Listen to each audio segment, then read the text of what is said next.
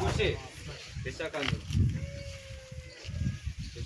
ये बहुत शक्तिशाली कानून है आदिवासी अधिकार के लिए। अपनी आदिवासी परंपरा रीति रिवाज रीतियों के लिए सरकार ने यह कानून लागू किया और इसका कानून का पालन अपने को करना पड़ेगा। जैसे कि शांति एवं निवारण निवारण समिति अपने मंत्री साहब के गांव का झगड़ा गांव में निपटाना, थाने पे नहीं जाना चाहिए। बातें सारंगी समिति जैसे कि आंगनवाड़ी 500 बेड़ी ग्रुप है कभी मतलब आंगनवाड़ी हूँ योजना આવી કેવું ખાવા આવેલી ચેક કરી શકે ત્યાં જાય। फिर ये जल संसाधन जैसे कि कहीं तालाब हो कहीं हो आप जैसे कि कहीं વધુ પાણી होता आप माछला भी छोड़ सकिए। हमारा तालाब ही नहीं बांधी रहा है तो भी वो कर सकते हमारे लिए कोतेड़े में तालाब है जब हम पानी पीता था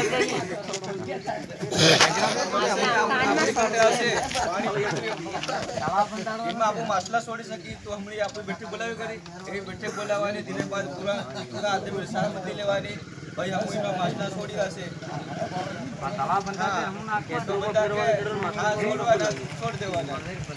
બધાની મરજી આપણે સહમતિ છે આ પીવાની માદક પદાર્થ